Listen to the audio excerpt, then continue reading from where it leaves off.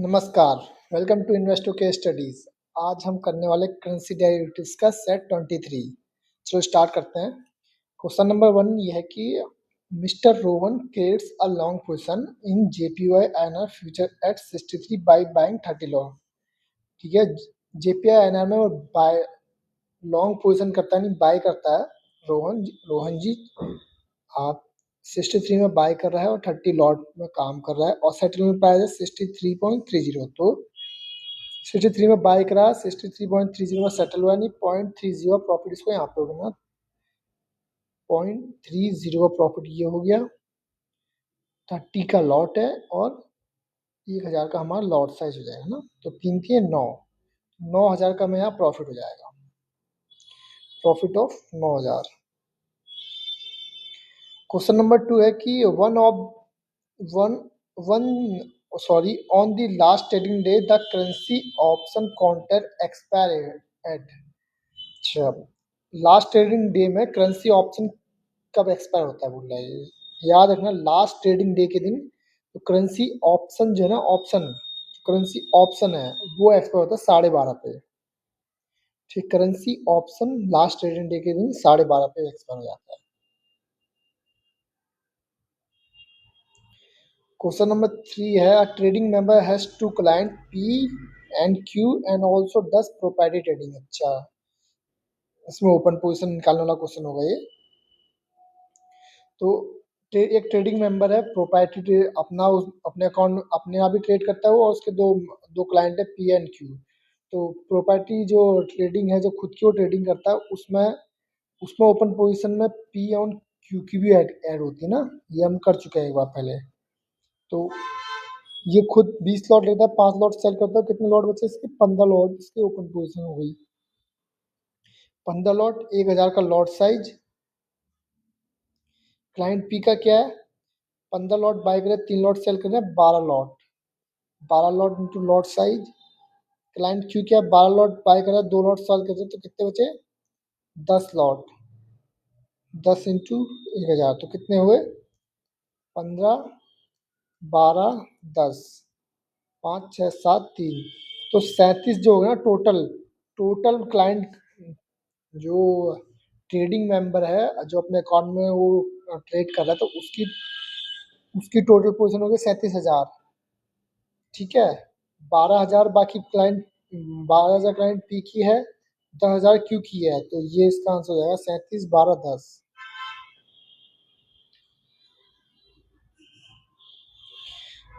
Question number 4 है which of these are important reason for growth in uses of derivatives. अच्छा, जो भी derivatives growth हुई ना, उसका रीजन क्या है, increase in volatility in asset price, हाँ ये तो है। टेक्नोलॉजिकल ब्रेक थ्रू, ये भी हुआ है। और easier to make profit than spot market, ये तो नहीं हो सकता। Development of sophisticated risk management tool, हाँ ये भी है। तो इसका आंसर है ए बी सी, इसमें देखो B C D, A B D और ए ए बी डी। अच्छा, ए बी डी, हाँ बी आ जाएगा, बी हो जाएगा इसका आंसर, बी। क्वेश्चन नंबर 5 है कि euro USD quotes at this and USD INR this, then cross euro and INR bid rate. अच्छा, क्रॉस क्रॉस यूरो निकाल, क्रॉस बिड निकालना। तो क्रॉस बिड में क्या रहता है, जो दोनों का बिड रहता है ना, क्या आप इंटू कर दो। जब हम क्रॉस प्राइस निकालना है, उसमें हम क्रॉस बिड की बात कर रहे हैं, तो बिड में क्या है, 1.07, 1.0725 ये बिड होता है, ये आस्क प्राइस होता है ना। तो इसका बिड ये हो गया, इसका बिड ये हो गया, इन दोनों की इंटू कर दो। 1.07 इंटू 81.64, आपका आ जाएगा 87.35। तो आंसर सी इसका हो जाएगा।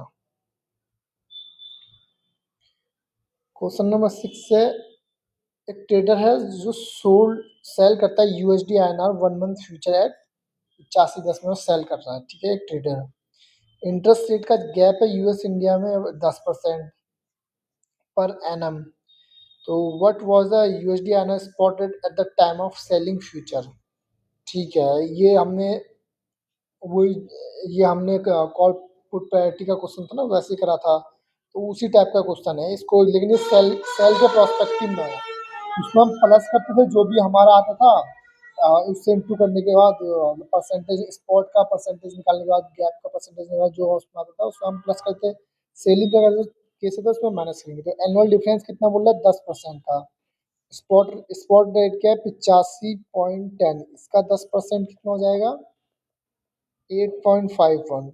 अब 8.51 ये 8.51 है तुम्हारा ईयरली का, ठीक है। अब ये यहाँ पे हो रहा है मंथली में काम, मंथली में काम हो रहा है, तो इसको हम डिवाइड करेंगे 12 से। 12 से डिवाइड करेंगे तो आएगा हमारा 0.709, 709। अब जो ये आया ना, इसको जो भी हमारा स्पॉट था उससे माइनस कर देंगे, 85 माइनस 10 माइनस ये, तो आ जाएगा हमारा 84.39। तो 84.39 आंसर हो जाएगा डी इसका। कुछ नहीं है इसमें, बता देता हूँ दोबारा। एक हमने जो पहला कॉल पुट प्रायोरिटी का क्वेश्चन हम जो कर रहे थे कि डिफरेंस लेके उसमें हम ऐड कर देते थे। अगर 6 मंथ का बोलता था तो सेमी एनुअली बोलता तो हम 6 से डिवाइड करते थे। यहाँ पे मंथली बात हो रही है तो इसलिए हमने 12 से डिवाइड कर रखा है। और वो होता था बाइंग का केस, ये है सेलिंग का केस। तो सेलिंग के केस में हम माइनस कर देते हैं, तो कुछ नहीं है। एनुअल डिफरेंस 10% है, तो जो हम स्पॉट है उसका हम 10% निकाल दो, 8.51 आया। तो मंथली डिफरेंस क्या हो गया, 8.51 को 12 से डिवाइड करेंगे तो ये आया। स्पॉट में से जो भी फ्यूचर प्राइस था इसको, इसमें से हम प्रीमियम जो आया था उसको माइनस करेंगे तो हमारा जो पूछा है सेलिंग फ्यूचर प्राइस वो आ जाएगा। तो क्वेश्चन नंबर 7 है, which option pricing model depends on calculation bye iteration. ठीक है, ये होता है बाइनोमिनल, ये हम इससे पहले कर चुके हैं। क्वेश्चन नंबर 8 है कि बाय और sell order which are laying unmatch in order book. ठीक है, एक होता है एक्टिव ऑर्डर, एक होता है पैसिव ऑर्डर। पैसिव ऑर्डर जो भी अनमैच ऑर्डर रहता है ना वो पैसिव ऑर्डर में चले जाते हैं, तो इसका आंसर है A. If an order does not immediately match it remain in the order book as a passive order.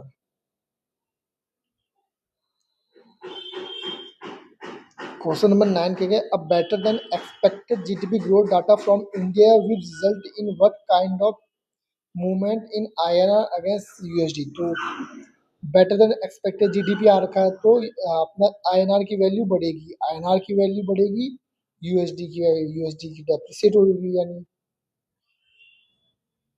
मतलब डेप्रिसिएट नहीं हो रही होगी, ये वहीं पे होगी लेकिन आईएनआर की वैल्यू बढ़ रही होगी, तो आईएनआर एप्रिसिएट कर रहा होगा अगेंस्ट यूएसडी। क्वेश्चन नंबर 10 क्या है, which of this indicator measure inflation in the economy. ये बताया था ना, कंज्यूमर प्राइस इंडेक्स रहता है, सीपीआई। क्वेश्चन नंबर 11 है, as per Indian income tax act, if the taxpayer opts for presumption taxation under section 44AD, he can declare profit at the rate of dash of turnover in case of cash receipt। तो 8% हो जाएगा इसमें। क्या under section 44AD 8% होता है cash receipt में, 6% होता है डिजिटल जो रेसिप्ट है उसमें 6% होता है। इसको कर लेना, एक बार याद कर लेना। क्वेश्चन नंबर 12 है, margin of all client of a member are collected on netted basis. नहीं, false, sorry. Margin of all client, सारे क्लाइंट का मार्जिन ना सेपरेटली होता है, कोई नेट बेसिस नहीं होता है। Position are netted client wise and contract wise, not across different client. ठीक है, margin are calculated separately for each client. Question number 13 है, in case of exchange traded currency option contract the operating range is. अच्छा, in case exchange traded currency option contract में हम काम कर रहे हैं, जो ऑपरेटिंग रेंज होती है वो बेस्ड ऑन होती है delta. The operating range for currency option is determined using delta, which measures sensitivity of option price of underlying price.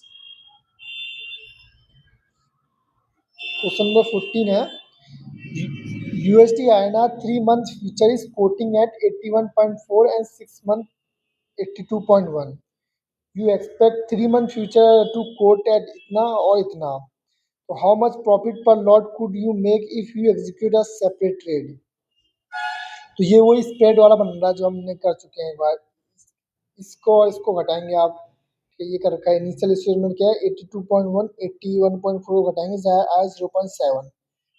दूसरे में स्प्रेड में इसको और इसको घटाएंगे, आया कितना, एक। अब फिर जो स्प्रेड बना एक और 0.7 का, इसमें माइनस करेंगे 0.3 आया, 0.3 1000 का लॉट साइज, तो 300 रुपये का इसमें प्रॉफिट हो जाएगा। D answer. क्वेश्चन नंबर 15 है, 1 ईयर इंटरेस्ट रेट यूएस में 4 है, इंडिया में 7 है, करंट स्पॉट रेट ये है, तो 1 ईयर फ्यूचर रेट बताना है। देखा आगे ना वो क्वेश्चन, तो 4 में से 7 घटाएंगे 3%। अब 83 का हम 3% जब निकालेंगे तो आएगा हमारा 2.493। अब इसको हम 83 में ऐड कर देंगे ना, ये तो करते थे हम 85 पॉइंट है 80 83.1 है ना, 83.1 है हाँ, तो 85.59 इसका आंसर हो जाएगा, इसी के आसपास इसका होगा 85.59 आंसर हो जाएगा ए। सो ये सेट भी कंप्लीट हुआ, अब मिलते हैं हम नेक्स्ट सेट में। So thank you to joining us.